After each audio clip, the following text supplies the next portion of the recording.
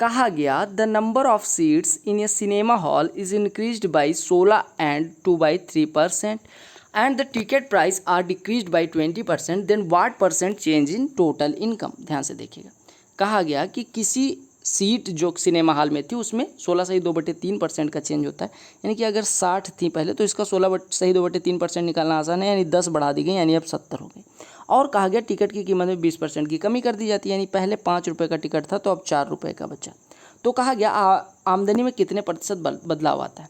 आपको पता है टोटल कितनी आमदनी, 60 सीट थी, 5 रुपये का टिकट था तो 300 पहले होता था, अब 70 आदमी आते हैं, 4 रुपये का टिकट है, यानी 280 रुपये अब कमाई होती है। तो अब कमी कितने की आई, 20 रुपये की। तो 300 पे 20 कितना परसेंट है, 6 सही 2/3%।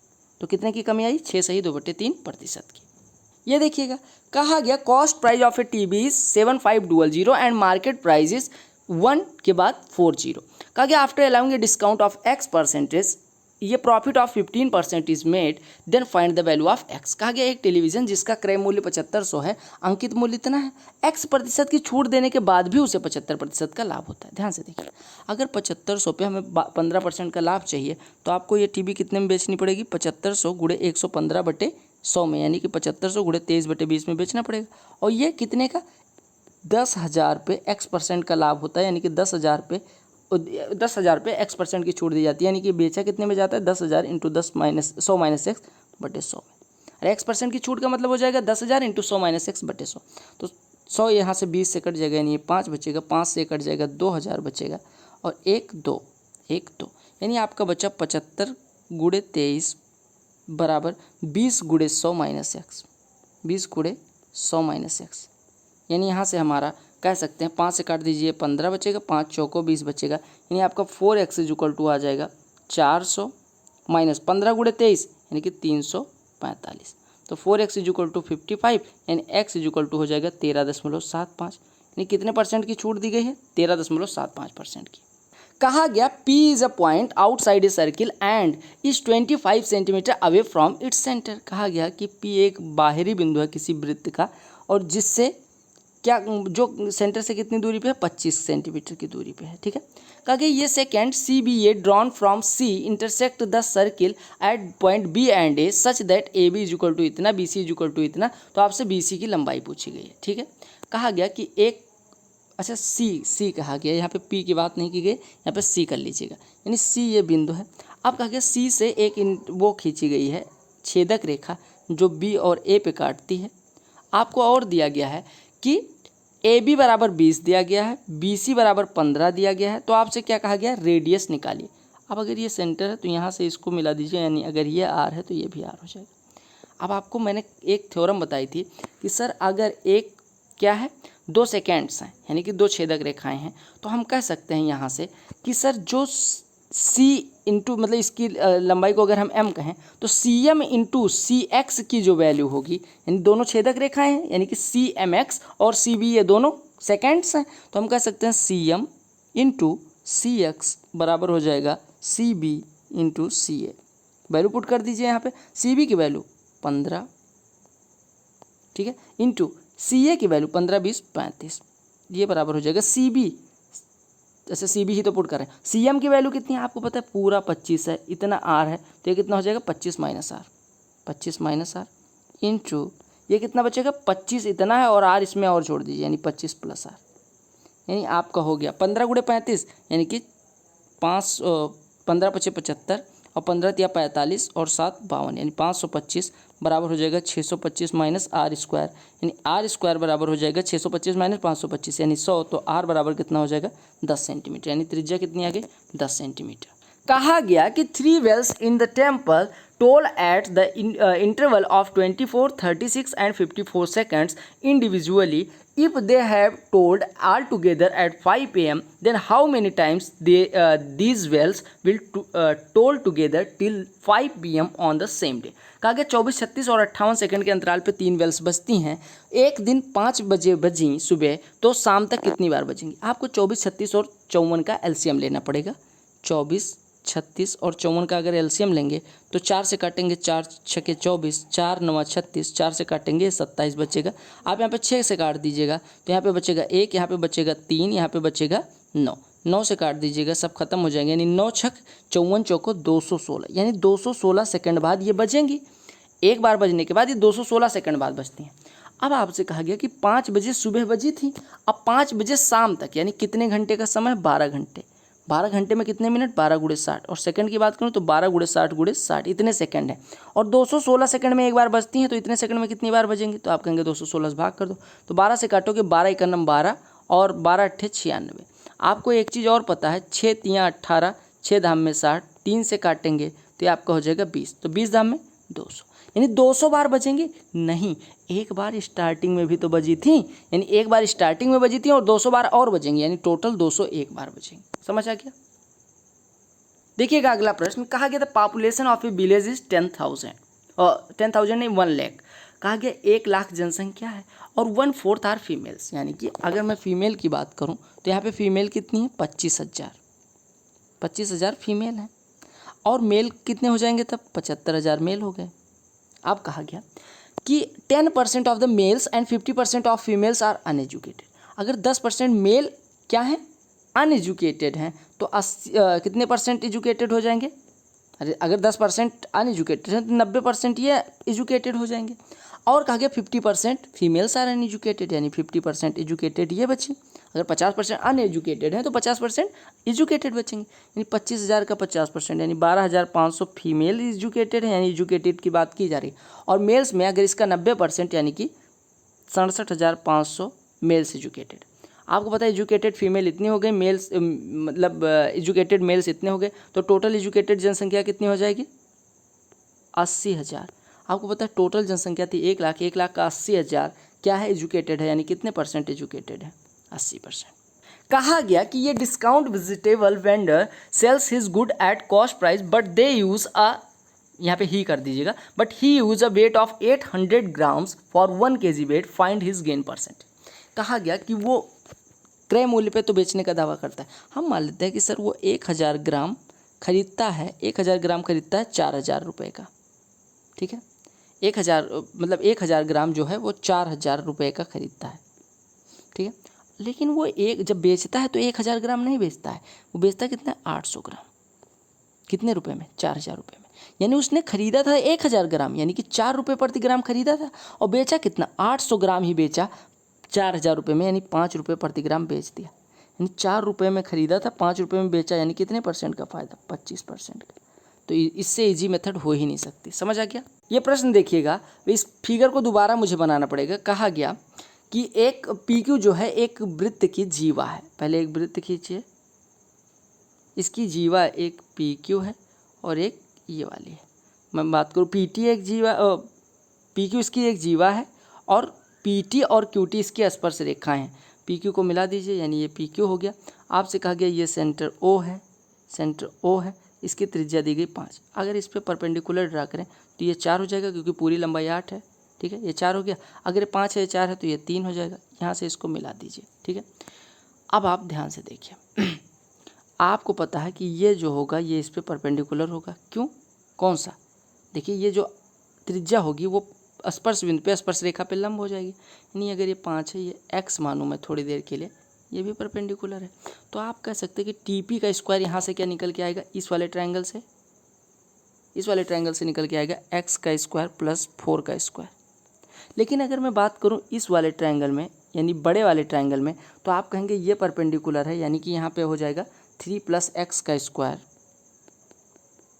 3 + x का स्क्वायर और माइनस ऑफ किसका स्क्वायर? अरे 5 का स्क्वायर। यानी आप कह सकते हैं कि 16, इसमें 5 का स्क्वायर इधर ले आइए, यानी ये 41 बराबर बचेगा 3 + x का स्क्वायर और माइनस x स्क्वायर, यानी a + b × a - b, यानी कि 3 + 2x इंटू 3 + x - x, यानी 3। तो 3 इधर आ जाएगा, यानी ये बचेगा 41/3। 41/3 में से 3 घटा लीजिए, यानी ये बचेगा 32/3 बराबर 2x, यानी x बराबर आ जाएगा 16/3। x बराबर कितना आ गया? 16/3, 16/3। अब अगर x बराबर 16/3 आ गया तो आपकी वैल्यू कौन सी वैल्यू निकालनी थी? आपसे TP की लंबाई पूछी गई थी, तो ये हो गया 16/3, ये है 4 इतनी दूरी, तो आपकी ये कितनी हो जाएगी? देखिए अंडर रूट में 4 का स्क्वायर 16 प्लस 16/3 का स्क्वायर 256/9, तो आप इसको सॉल्व कर लीजिए। तो आपका हो जाएगा 16 गुणे मतलब 16 गुणे 25/9 यानी कि 20/3 आपका आंसर हो जाएगा। 20/3 आपका आंसर हो जाएगा। 20/3 सेंटीमीटर आपका आंसर हो जाएगा। ठीक है, समझ आ गया। अगले प्रश्न पे आते हैं।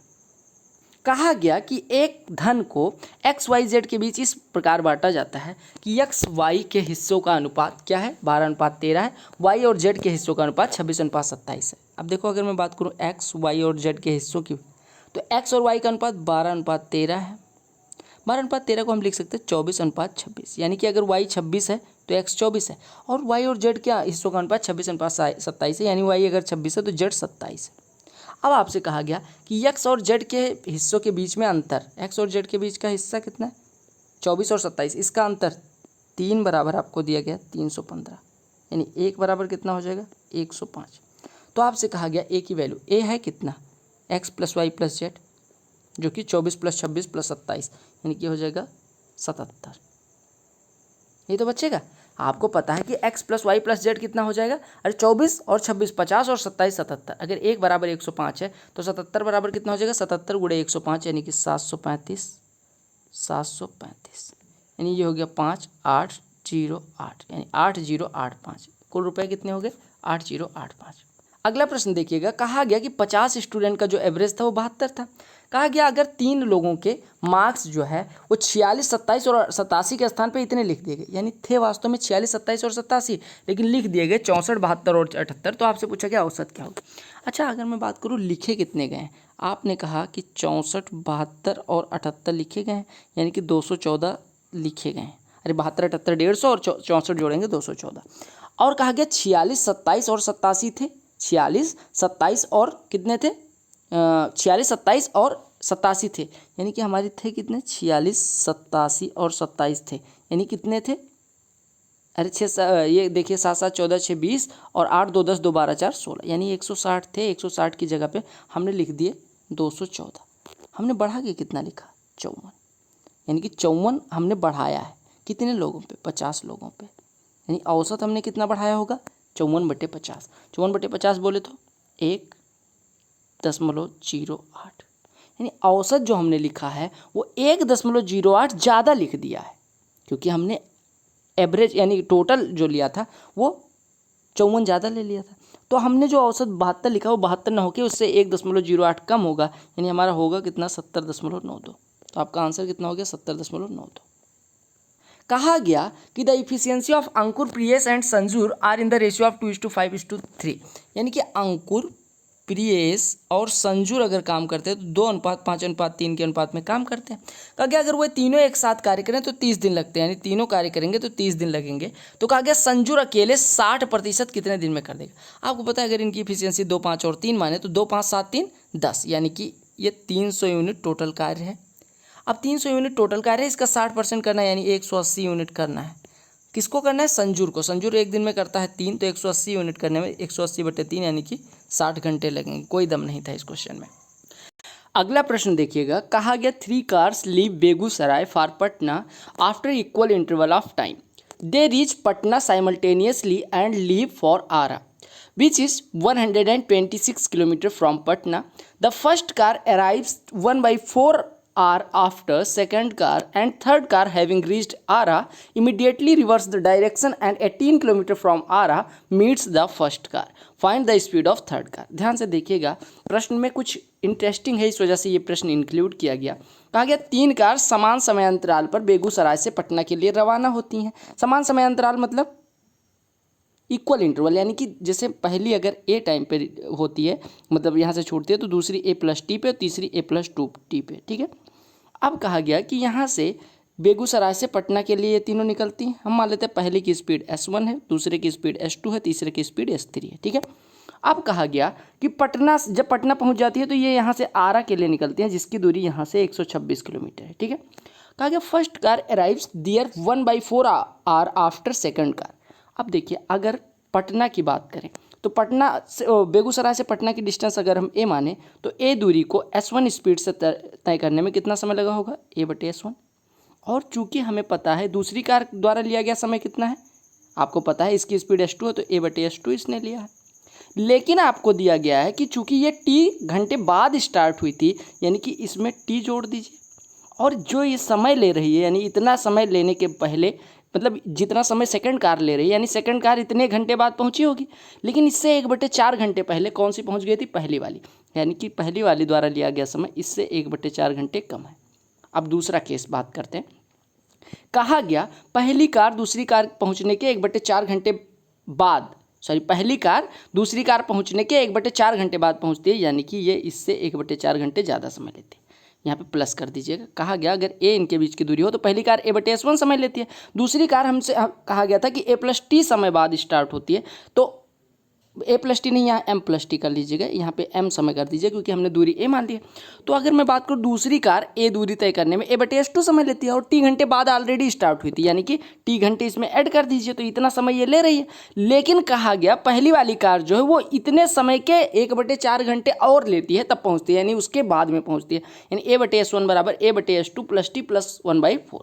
अब दूसरे केस में अगर हम बात करें तो कहा गया कि तीसरी कार आरा पहुंचने के बाद तुरंत पटना के लिए रवाना होती है। जो तीसरी कार है वो आरा पहुंचने के बाद पटना के लिए फिर से वापस लौट जाती है, ठीक है। यानी तीसरी कार की अगर मैं बात करूं तो वो आरा पहुंचेगी कितने समय में, a+126। यहाँ पे देखिए तीसरी कार की बात करें तो a+126 और बटे इतनी दूरी तय करती है और उसके बाद s3 स्पीड से, और कहा गया कि पुनः ये लौटती है वापस पटना की तरफ, और कितने किलोमीटर चलने के बाद 18 किलोमीटर की दूरी पर पहली कार से मिलती है, यानी कि यहाँ से लौटती है और 18 किलोमीटर दूरी पे, यहाँ से 18 किलोमीटर दूरी पे पहली कार से मिलती है। यानी पहली कार ने कितनी दूरी तय करी है इतनी देर में, a+108। पहली कार यहाँ से यहाँ पहुँची है, यानी पहली कार जितनी देर में a+108 तय करती है, a+108/s1, उतनी देर में जो हमारी तीसरी कार थी वो a+126 गई और फिर 18 इधर आई, यानी a+144 चली और बटे s3। लेकिन आपको चूंकि दिया गया है कि ये t समय बाद, देखिए 2t समय बाद तीसरी वाली कार पहली कार के बाद में चलती है, यानी अगर 2t समय बाद चली थी और ये समान समय पे यहाँ पे, मतलब जितनी देर में ये a+108 चलती है उतनी देर में ये अगर a+144 चलती है, तो आपको पता है कि जब ये 2t समय बाद चली थी यानी कि इसने 2t घंटे कम समय लिया होगा। अरे 2t घंटे बाद ऑलरेडी 2t घंटे का लीड इसके पास ऑलरेडी है, यानी कि 2t घंटे इससे, ध्यान से देखिएगा, 2t घंटे बाद अगर ये चलती है तो 2t घंटे का अगर इसके पास लीड है, यानी हम कह सकते हैं कि ये जितना समय लेती है उसमें 2t जोड़ने के बाद, यानी a+144 यहाँ से यहाँ गई फिर 18 किलोमीटर लौटी, यानी a+144 चली s3 स्पीड से, और जितना समय लगा उसमें 2t घंटे बाद स्टार्ट हुई थी, यानी 2t और जोड़ दीजिए, उतने में पहली कार a+108 चली। अब आपसे कहा गया कि तीसरी कार की गति बताइए।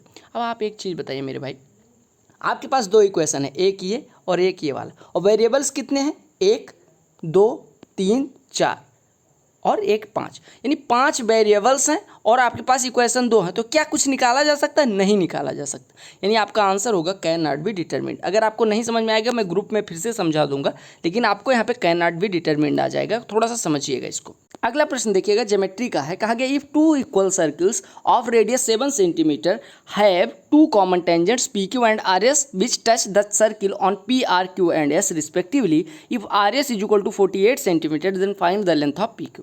देखिएगा अगर RS की बात करें तो ये ट्रांसवर्स यानी तिर्यक स्पर्श रेखा है और PQ डायरेक्ट यानी कि उभय स्पर्श रेखा है, ठीक है। अब अगर मैं बात करूँ RS की, तो RS आपको पता है ट्रांसवर्स कॉमन टेंजेंट की लंबाई होती है अंडर रूट में इनके सेंटर्स के बीच की दूरी d² माइनस 2r का स्क्वायर अगर रेडियस इक्वल है। और अगर मैं बात करूँ ट्रांसवर्स कॉमन टेंजेंट, यानी कि ट्रांसवर्स कॉमन टेंजेंट की तो बात होगी, अगर मैं डायरेक्ट कॉमन टेंजेंट की बात करूँ तो PQ बराबर हो जाएगा अंडर रूट में d का square minus R1 minus R2 का स्क्वायर होता है, यानी कि d इसकी वैल्यू हो जाएगी, ठीक है, यानी PQ की लंबाई इनके सेंटर्स के बीच की डिस्टेंस हो जाएगी। अब आपको दिया गया है RS की लंबाई कितनी दी गई है, 48, यानी हम कह सकते हैं 48 का स्क्वायर कर दीजिए दोनों पक्षों का, बराबर d² माइनस 2r, यानी 7, अगर r बराबर 7 है तो 2r यानी 14 का स्क्वायर, यानी आपका हो गया 48 का स्क्वायर प्लस 14 का स्क्वायर बराबर d²। अब आप देखिएगा अगर मैं बात करूं मेरे भाई कि 8 का स्क्वायर कितना होता है 64 यूनिट डिजिट 4 का स्क्वायर कितना होता है यूनिट डिजिट 16 यानी कि यूनिट डिजिट 6, अरे 4 का स्क्वायर 14 का स्क्वायर 196, 48 का स्क्वायर जो भी होगा इसकी यूनिट डिजिट 4 होगी, 6 4 10। और अगर किसी संख्या के वर्ग में 0 आता है यानी उसकी वैल्यू जीरो, उसका यूनिट डिजिट जीरो होगा। यानी अगर किसी संख्या का वर्ग का यूनिट डिजिट जीरो है तो वो संख्या का यूनिट डिजिट भी जीरो होगा। यानी आपका आंसर हो गया 50। समझ आ गया। अगले प्रश्न पे आते हैं। या आप ऐसा भी कर सकते थे, 2 का स्क्वायर कॉमन ले लेते, 2 का स्क्वायर कॉमन लेने के बाद बचता 24 का स्क्वायर प्लस 7 का स्क्वायर। 24 और 7 का स्क्वायर 25 का स्क्वायर होता है। 25 का स्क्वायर इंटू 2 का स्क्वायर यानी 50 का स्क्वायर। डी का स्क्वायर 50 का स्क्वायर हो गया यानी डी बराबर 50। अब डी बराबर 50 आ गया, पी क्यू की लंबाई डी के बराबर ही है यानी 50 आपका आंसर हो गया। कहा गया if the points x0 1 1 0 y are collinear then which of the following is true. आपको पता होना चाहिए कि अगर 3 पॉइंट्स कोलिनियर हो तो इनके द्वारा बनने वाले सर्किल का जो ट्रायंगल बनता है उसका एरिया 0 के बराबर होता है। यानी हाफ टाइम्स ऑफ एरिया लिख लीजिएगा x1 into y2 minus y3 plus x2 into y3 minus y1 और plus x3 into y1 minus y2 ये होता है। और ये बराबर आपको दिया गया 0। यानी आप कह सकते हैं x1 है x into y2 minus y3 यानी 1 माइनस y प्लस x2 यानी 1 इंटू y3 माइनस y1 यानी कि y माइनस 0 और x3 की वैल्यू 0 है तो ये बराबर 0 दिया गया। यानी आपको दिया गया x minus x y plus y is equal to 0। यानी आप कह सकते हैं x plus y is equal to x y और अगर एक्स वाई से दोनों पक्षों में भाग देंगे तो आपका बचेगा क्या 1/x plus 1/y is equal to 1। तो आपका आंसर क्या हो गया 1/x plus 1/y is equal to 1। ये डिविजिबिलिटी का बहुत ही अच्छा प्रश्न है। आपको पता होना चाहिए कि ये प्रश्न कैसे करेंगे। कहा गया कि 538xy is divisible by 3711 find the value of x square plus y square. अब देखो यहाँ पे डिविजिबिलिटी का रूल लगाइएगा लेकिन थोड़ा सा अलग। कहा गया ये संख्या 3, 7 और 11 से कट रही है। अगर कोई संख्या 3, 7 और 11 से कट रही है तो आप याद रखिएगा कि 3, 7 और 11 से कटेगी अगर तो 3 से भी कटेगी, 7 से भी कटेगी, 11 से भी कटेगी। 3 की डिविजिबिलिटी का रूल आपको पता होगा, 7 की डिविजिबिलिटी का रूल आपको पता होगा, 11 की डिविजिबिलिटी का रूल पता होगा। अगर नहीं पता तो डिविजिबिलिटी की मेरी एक वीडियो है जाके देखिएगा और ये क्वेश्चन आप खुद करिएगा। बहुत आसान सा क्वेश्चन है, आराम से कर सकते हैं।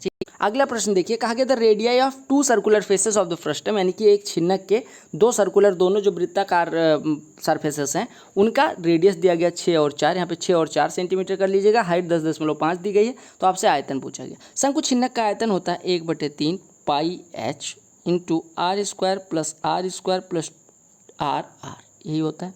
अब यहाँ पे वैल्यू पुट कर दीजिएगा। यानी ये हो गया 1/3 गुणे पाई की वैल्यू 22/7 गुणे ऊंचाई दी गई 10.5 यानी 21/2 इंटू आर का स्क्वायर 4 का स्क्वायर 16 6 का स्क्वायर 36 4 6 24 36 कितना होता है 60 और 16 76 3 से कटा 7 7 से कटा 7 2 से कटा 11 यानी आपका हो गया 11 इंटू 36 और 24 60 और 16 76। तो 11 में 76 से गुणा करेंगे तो 836 आपका आंसर हो जाएगा। 11 छक्का 66 11 से 77 और 6 83। ठीक है। इसकी वैल्यू देखिएगा। कहा गया if √x minus 1/√x is equal to 2√2 then find the value of x square plus 1/x square. आपको पता है कि अगर a minus 1/a is equal to something दिया गया हो तो a square plus 1/a square होता है इसका स्क्वायर प्लस 2। यानी हम कह सकते हैं x प्लस 1/x बराबर हो जाएगा 2√2 का स्क्वायर यानी कि 8 और 2 10। और अगर x plus 1/x is equal to 10 है तो x square plus 1/x square कितना हो जाएगा 10 का स्क्वायर माइनस 2 यानी 100 माइनस 2 98। कहा गया tan theta is equal to cot 60 plus theta. आपको पता है tan x बराबर कॉट y कब होता है जब x प्लस वाई बराबर 90 अंश यानी theta plus 60 plus theta 2 theta plus 60 बराबर 90 यानी थीटा बराबर हो जाएगा 15 अंश। समझ आ गया। कुछ था इस क्वेश्चन में? नहीं था। ये प्रश्न देखिएगा। कहा गया if cos theta upon 1 minus sine theta plus cos theta upon 1 plus sine theta is equal to 4। तो आपको वैल्यू निकालनी थी tan theta plus cosec theta की।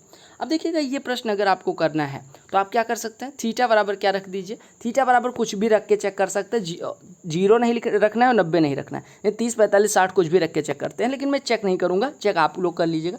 1 प्लस साइन थीटा से ऊपर नीचे गुणा कर दीजिए तो ये बनेगा cos theta into 1 plus sine theta और नीचे 1 minus sine theta into 1 plus sine theta यानी कि 1 minus sine square theta 1 plus sine theta into 1 minus sine theta यानी 1 माइनस साइन स्क्वायर थीटा यानी कि जो हो जाएगा कॉस स्क्वायर थीटा प्लस ऐसे यहाँ पे 1 माइनस साइन थीटा से ऊपर नीचे गुणा कर दीजिए तो cos theta into 1 minus sine theta यहाँ पे बचेगा और नीचे 1 माइनस साइन स्क्वायर थीटा यानी कॉस स्क्वायर थीटा। यहाँ से कॉस की पावर कट गई, यहाँ पे कॉस से कॉस की पावर कट गई। यानी आपका हो गया 1 plus sine theta upon cos theta plus 1 minus sine theta upon cos theta. Sine theta कट गया यानी 2 अपान cos theta is equal to 4 दिया गया था यानी cos theta is equal to हो गया 1/2। अगर कॉस थीटा 1/2 है थीटा की वैल्यू कितनी हो गई cos theta is equal to 1/2 theta कितना होगा 60 डिग्री। अब थीटा 60 हो गया तो tan थीटा √3 प्लस cosec 60 यानी कि 2/√3। तो √3 इंटू √3 3 और प्लस 2 5 अपान √3। √3 से ऊपर नीचे गुणा कर दीजिए यानी 5√3/3 आपका आंसर हो जाएगा। ठीक है।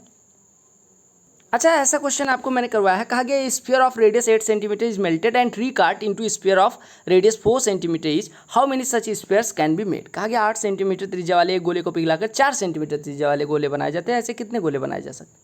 आपको मैंने बताया था अगर r त्रिज्या को पिघला के स्मॉल r बनाए जाते हैं तो कितने गोले ऐसे बन सकते हैं? r/r का होल क्यूब। तो 8/4 यानी कि 2 का होल क्यूब यानी कितने गोले बन सकते हैं? 8। बात खत्म। अगला प्रश्न देखिएगा। कहा गया the difference between compound interest and simple interest on RSA at 12% per annum for 2 years is 18 rupees. What is the value of a? आपसे अगर कहा जाए कि 12% की दर से 2 वर्ष का साधारण ब्याज और चक्रवृद्धि ब्याज का अंतर 18 है, मूलधन क्या है, तो आपको फार्मूला लगाना है P इंटू R/100 का होल स्क्वायर। ये होता है 2 साल के लिए कंपाउंड इंटरेस्ट और सिंपल इंटरेस्ट का डिफरेंस। ये बराबर दिया गया 18। P की वैल्यू आपसे निकालने को कहा गया, तो ये हो गया P गुणे 12 का स्क्वायर 144 बटे 1 2 3 4 बराबर 18। 18 8 144 यानी P बराबर हो जाएगा 10,000 बटे 8 यानी कि 1250 रुपये। P की वैल्यू कितनी आ गई? 1250 रुपये। अगला प्रश्न देखिए। कहा गया 5 cubes each of side 6 centimetre are joined end to ट्विन। अब देखिएगा अगर 5 क्यूब्स को ज्वाइन किया जाए तो आपकी लंबाई जो है वो चेंज हो जाएगी, यानी 6 6 6 6 6 ऐसे क्या बन जाएगा? अगर क्यूब्स को ऐड किया जाए तो आपका घनाभ यानी क्यूबॉइड बन जाएगा, जिसकी लंबाई कितनी हो जाएगी? 30, ऊंचाई कितनी है? उतनी ही, और चौड़ाई कितनी है? उतनी ही। तो आपसे कहा गया इस प्रकार परिणामी घनाभ का कुल पृष्ठीय क्षेत्रफल। अब कुल पृष्ठीय क्षेत्रफल घनाभ के लिए क्या होता है? 2 टाइम्स ऑफ LB यानी कि 180 प्लस BH यानी कि 36 और प्लस HL यानी कि 180 यानी 360 प्लस 36 396 और 396 दूना कितना हो जाएगा? कितना हो जाएगा? 788 782 782 होगा, नहीं 792 हो जाएगा। अरे 2 6 12 और 2 9 18 1 19 2 3 6 1 7 यानी 792 सेंटीमीटर स्क्वायर। और आपको ये क्यों पता चला कि ये जोड़ने पे ऐसा हो जाएगा? आप एक काम करिएगा, माचिस की डिबियाँ लीजिएगा या अगर आपके पास डाइसेस होंगे, लूडो डाइसेस, तो उनको जोड़िएगा तो आपको पता है लंबाई बढ़ती चली जाएगी, लेकिन ऊंचाई अगर बगल बगल में रखे जाते हैं तो आपको पता है लंबाई तो चेंज हो जाएगी लेकिन ऊंचाई और चौड़ाई नहीं बदलेगी। अगला प्रश्न DI का है। कहा गया the table below indicates the percentage of students and ratio of boys and girls in the various streams of the college. Stream दी गई CE, CS, IT, ME और EC। कुल विद्यार्थियों की संख्या दी गई 2600। कहा गया in which stream the difference in the percentage of boys and girls is minimum. कहा गया कि बॉयज और गर्ल्स के बीच का जो अनुपात है वो किस स्ट्रीम में मिनिमम है। ठीक है। अच्छा, अगर आपसे कहा जाए कि हम विद्यार्थियों का प्रतिशत 2600 का 20% यहाँ पे 20% को 3:2 के अनुपात में डिवाइड किया गया है, यानी आप कहेंगे 20 को 3:2 के अनुपात 5 बराबर 20, तो 12 बॉयज़ हैं 8 गर्ल्स हैं। ऐसे अगर दूसरे वाले में देखेंगे तो यहाँ पे 8 बॉयज़ हैं 9 गर्ल्स हैं। ऐसे यहाँ पे देखेंगे तो 9 बॉयज़ हैं 12 गर्ल्स हैं। यहाँ पे देखेंगे तो 12 बॉयज़ हैं 10 गर्ल्स हैं, और यहाँ पे देखेंगे तो 9 बॉयज़ और 10 गर्ल्स हैं। अब आपसे कहा गया कि किस स्कूल में बॉयज़ और गर्ल्स का अंतर जो है वो मिनिमम है, तो यहाँ पे 4% का अंतर है, यहाँ पे 1% का अंतर है, यहाँ पे 3% का अंतर है, यहाँ पे 2% का अंतर है और यहाँ पे 1% का अंतर है। अब आपको ऑप्शन दिया गया EC में कितने हैं? EC में 1% का है। CS आपको पता है यहाँ पे 1% का है। ठीक है। और किस में? और आपसे कहा गया IT में कितना अंतर है? 3% का अंतर है। और आपका ME में कितने का अंतर है? ME में आपका 2% का अंतर है। तो मिनिमम किस में है? मिनिमम आपको दिख रहा है यहाँ पे है या तो यहाँ पे 1% का अंतर है। 1% का अंतर है, क्योंकि देखिए यहाँ पे 8 और ये 10 है, सॉरी 8 और 10 है। ठीक है। तो यहाँ पे 2% का अंतर हो जाएगा, यानी CS में 2% का अंतर है। सबसे कम किस में है? EC में है। तो आपका करेक्ट आंसर हो जाएगा EC। समझ आ गया? सबसे कम अंतर किस में है? EC में। कहा गया कि CS और IT में अध्ययन करने वाले विद्यार्थियों का अनुपात क्या है? CS यहाँ है, IT यहाँ है, इन पे विद्यार्थियों का अनुपात पूछा गया तो 18 और 21% पढ़ते हैं। 3 6 18 3 7 21। ठीक है। कहा गया कि कॉलेज में लड़के और लड़कियों की संख्या का अनुपात क्या है? अगर लड़के और लड़कियों की संख्या निकालनी है तो आप सबसे पहले प्रतिशत में बदलिए इनको। तो यहाँ पे 12 और 8 थे। यहाँ पे कितने थे? 8 बॉयज़ थे। यहाँ पे कितने थे? अरे 3 4 7 7 बराबर 21, तो 3 बराबर 9% बॉयज़ थे। यहाँ पे 6 5 11 यानी कि 12% बॉयज़ थे। 19 बराबर 19 यानी कि 9% बॉयज़ यहाँ पे थे। तो 12 8 20 9 12 8 20 9 29, 29 9 38 और 12 50, यानी 50% तो बॉयज़ हैं और 50% ही गर्ल्स हो जाएंगे क्योंकि 100% टोटल है। तो आपका हो जाएगा 1:1 क्योंकि अदर्स तो है नहीं। ठीक है, अरे आप देखिए 3:2 के अनुपात में अगर 20% को बांटेंगे तो 12% यहाँ पे बॉयज़ आ जाएंगे। ऐसे CS में बॉयज़ कितने हैं 4/9 हिस्सा, यानी कि 18 का 4/9 हिस्सा। ऐसे IT में बात करें तो 3/7 हिस्सा। ऐसे ME में बात करें ME में तो 6/11 और ऐसे EC में बात करें 9/19। कहा गया यदि विभिन्न अनुशासन में अध्ययन कर रही लड़कियों की संख्या संबंधी आंकड़े वृत्त आरेख के रूप में दिखाए गए हैं तो ME अनुशासन में लड़कियों की संख्या दर्शाने वाले त्रिज्यखंड का केंद्रीय कोण क्या होगा। आपको पता है ME अनुशासन में कितनी प्रतिशत लड़कियां पढ़ रही हैं, 6 5 11%, 11 बराबर 22%, यानी कि 12 बॉयज़ हैं और 10 गर्ल्स हैं। ठीक है, अब आपको पता है 12% बॉयज़ हैं 10% गर्ल्स हैं और कुल गर्ल्स कितनी आई थी 50%। आपसे कहा गया था 50% को किस में दिखाना था, 50% को किस में दिखाना था 360 अंश में, क्योंकि पाई चार्ट में। नहीं 50% अगर 360 अंश है तो 1% कितना हो जाएगा 7.2 अंश और 10% कितना हो जाएगा 72 अंश, यानी कितने अंश दिखाए गए 72 अंश। ठीक है, तो ये थे क्वेश्चंस जो 25 क्वेश्चन हमें करने थे। आई होप आपको सब कुछ समझ में आ गया होगा। अगर समझ में आएगा तो